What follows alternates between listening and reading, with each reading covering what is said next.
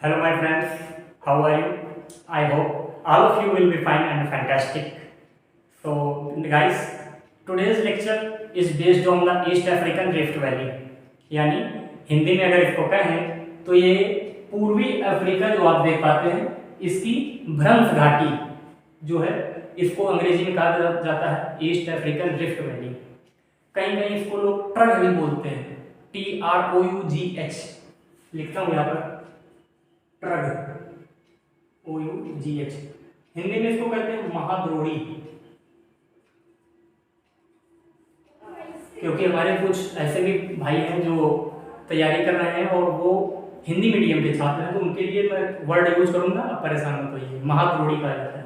क्या है sir east African Rift valley, मैं आपको डिटेल्ड में बताने जा रहा हूँ, आप वीडियो को एंड तक देखिएगा, ठीक है।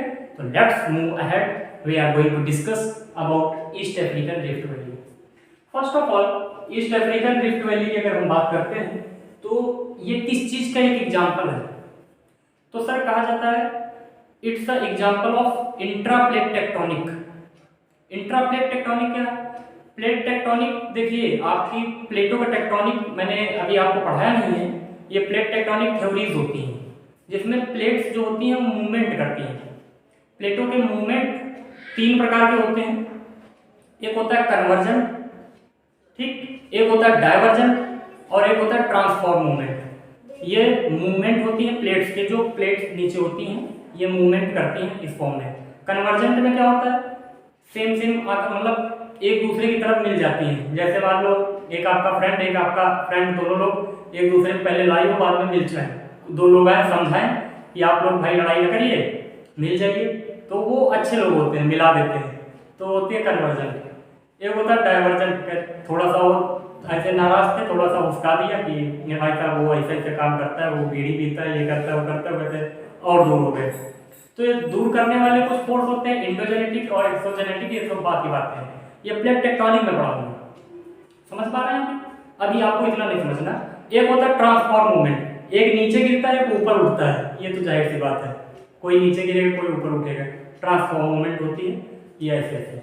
तीन प्रकार की है, ये इंट्राप्लेट टेक्टोनिक का एग्जाम्पल है। देखिए अंतर प्लेटों का मूवमेंट होता रहता है, आप सभी को पता है। जो हमारे स्थलखंड है, लैंड फॉर्म्स हैं, इनके नीचे भी प्लेट होती हैं।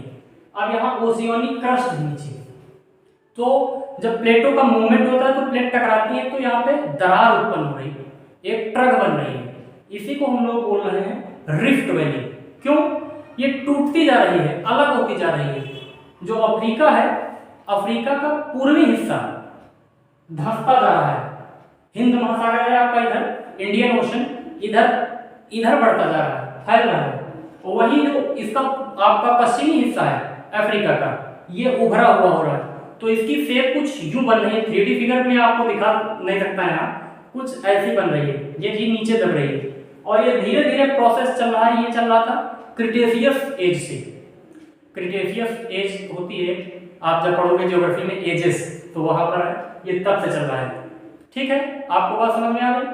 ठीक, ये एग्जाम्पल मैंने बताया आपका इंट्राप्लेट टेक्टोनिक का है। ये क्या है देखिए समझिए, in Africa's upper region, in Africa the continent is splitting apart. बात आपको समझ में नहीं आई होगी। देखिए मैंने कहा इन अफ्रीका's अपार रीजन, यानी अफ्रीका के अपार रीजन में। अपार रीजन क्या होता है सर? अपार रीजन का ये होता है, देखिए यहाँ पे आप देख पाते हो कौन सा देश है, आप मैप में देखिएगा, इधर देखिए दिख जाएगा, यहाँ पे पड़ता है इथियोपिया, ये आपको दिख पा रहा इथियोपिया, ठीक है। इथियोपिया यहाँ पे रीजन है, और इस इथियोपिया में क्या हो रहा है, यहाँ पर एक ट्रायंगुलर शेप है, इथियोपिया में ट्रायंगुलर शेप है। मैं मार्कर दूसरा लेता हूँ आपको दिखाता हूँ। देखिए इस जगह पर ये एक ट्रायंगुलर शेप है इथियोपिया में, इसी जगह को हम लोग बोलते हैं अफार रीजन, और इसी अफार रीजन से जो है इन Africa the continent is splitting apart, मतलब यहां से महाद्वीप अलग हो रहा है, पूर्वी अफ्रीका और पश्चिमी अफ्रीका में बट रहा है।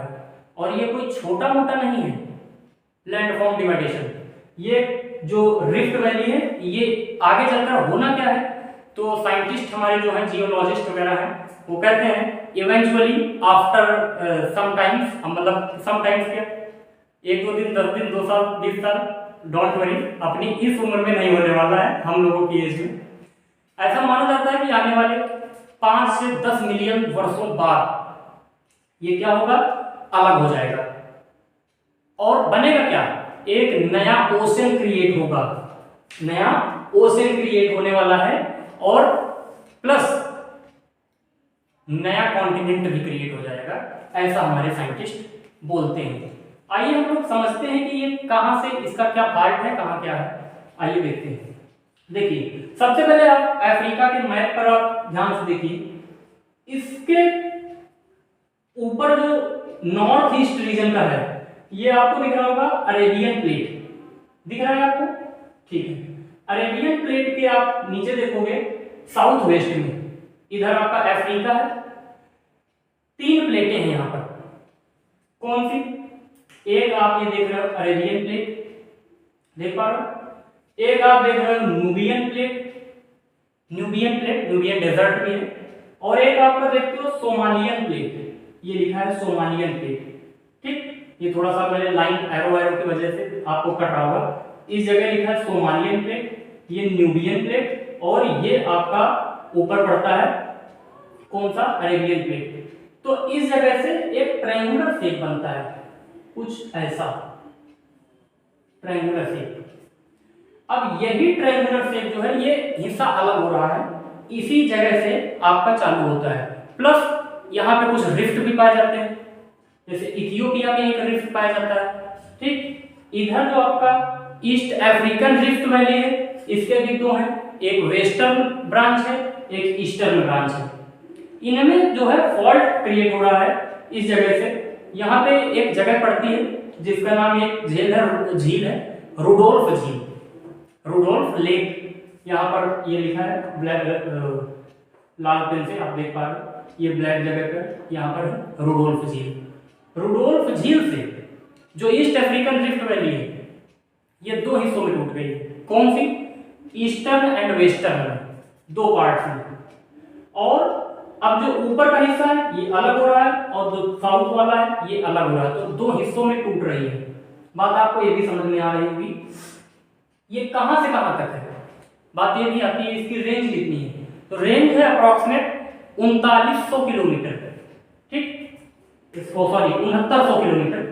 आप ये देख पा रहे हो, ये लिखा आपको लेंथ, यहाँ पर ये फैक्ट टाइप का लिखा होगा कि लेंथ आपकी कितनी है, लेंथ है 6900 किलोमीटर, बात समझ में आ रही।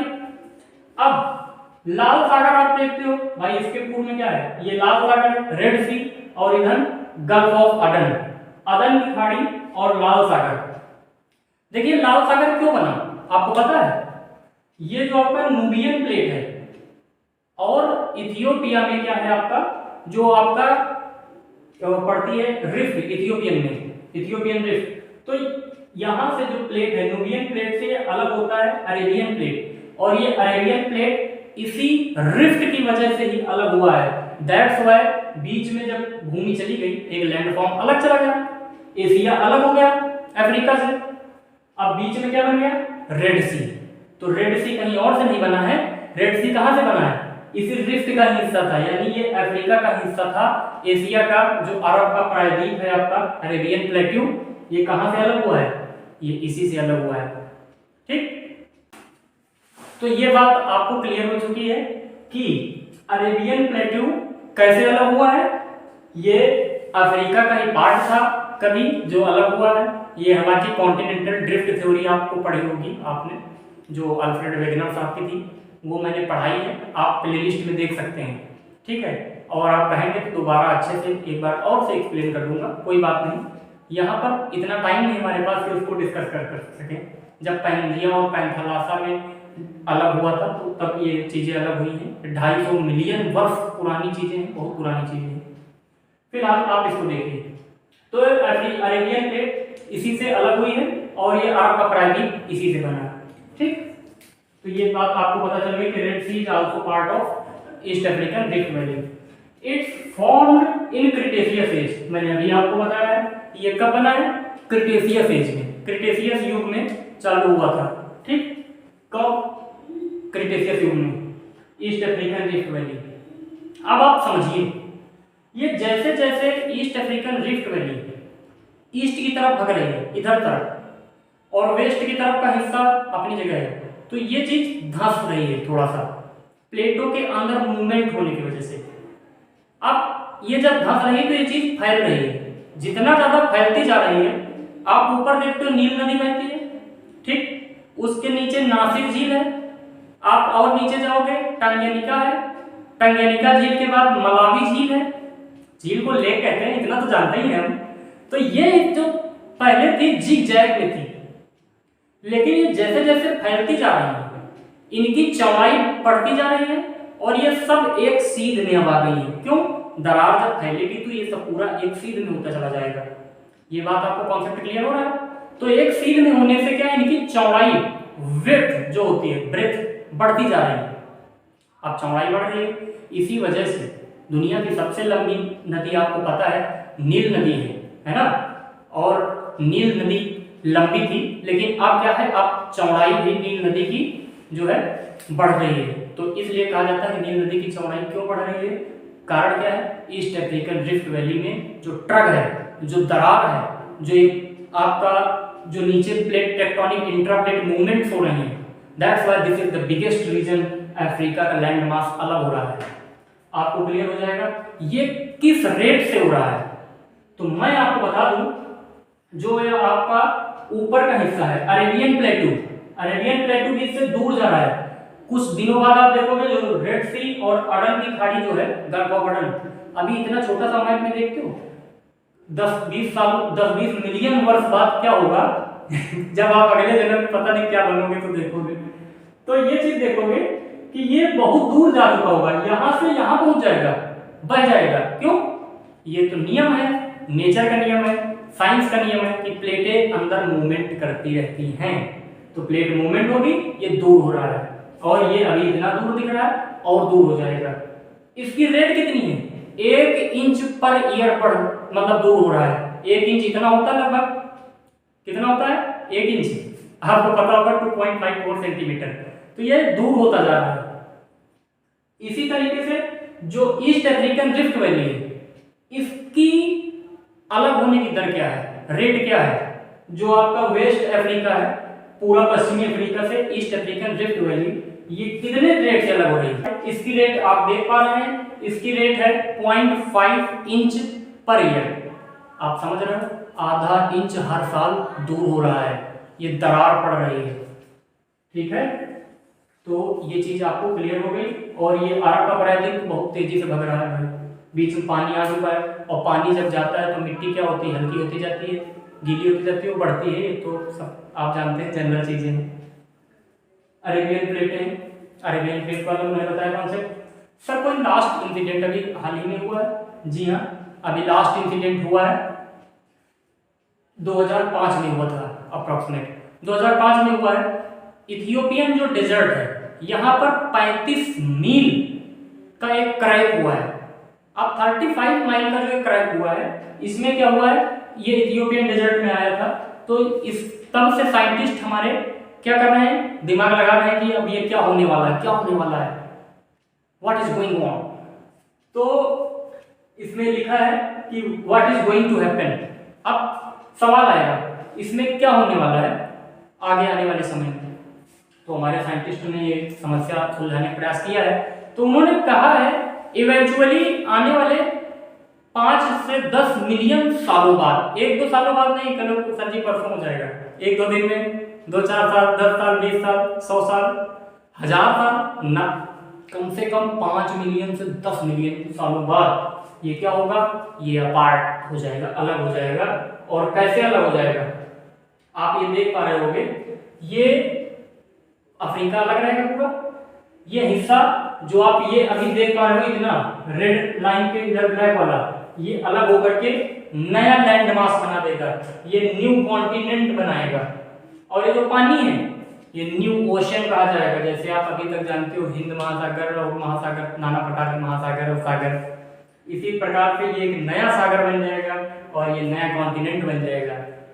साइंटिस्ट हमारे ये भी कहते हैं, क्या कहते हैं कि सर ये एक कॉन्टिनेंट हो सकता है अथवा दो भी हो सकते हैं, और कुछ लोगों को तो मानना है कि ये 3 में भी डिवाइड हो सकता है, 1 2 3। ठीक, ये इंडियन ओशन है आपका चारों तरफ इधर साइड। अब इधर एक नया ओशन बन जाएगा, आप जानते हैं। ठीक, इधर कौन सा ओशन है? Indian ocean. ये मेडागास्कर नहीं मैंने बना दिया है, ये इसका हिस्सा टूटेगा, अलग है, मेडागास्कर नहीं है। ठीक है, तो आपको ये चीज कॉन्सेप्ट क्लियर हो गया। अब question, when will it happen, मैं भले में लिखूं, आपको ये दिखना चाहिए, व्हेन विल इट हैपन। तो मैंने अभी बताया आने वाले 5 मिलियन से 10 मिलियन सालों बाद ये चीज हो जाएगी और ये हिस्सा अलग होकर कुछ ऐसा बनेगा, यही इवेंचुअली होने वाला है, हमारे साइंटिस्ट ऐसा कहते हैं। ठीक, अब ये समझिए ये क्या है, what is going to happen. ये वही चीज है जो मैंने आपको बताया है, the Gulf of Aden and the Red Sea will flood in over the Afar region. यानी गल्फ ऑफ अडन और रेड सी क्या हो जाएगा, पानी जब चढ़ जाएगा भाई, जमीन पे पानी आ जाएगा तो जमीन धंस जाएगी ना, सीधी सी बात है।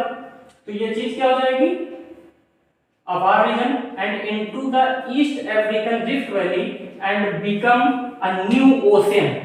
एक नया ओशन बन जाएगा जैसा आपको दिखाया है। And the part of East Africa will become its own separate small continent. अपना एक छोटा सा नया घर बना लेगा, एक न्यू कॉन्टिनेंट हो जाएगा, एनसी, न्यू कॉन्टिनेंट। ये सब ठीक, आपको ये बात क्लियर है? तो आप प्लीज एक बार इसका स्क्रीनशॉट ले लीजिए।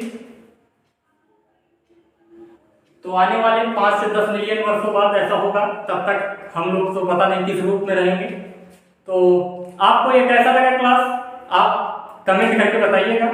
मैंने अपनी तरफ से एफर्ट किया है, ये इतना आपको इफिशियंट है कि आप अगर मेंस का भी उत्तर आता है तो आप आराम से इसको क्वेश्चन को बना सकते हो, लिख सकते हो, एक्सप्लेन कर सकते हो।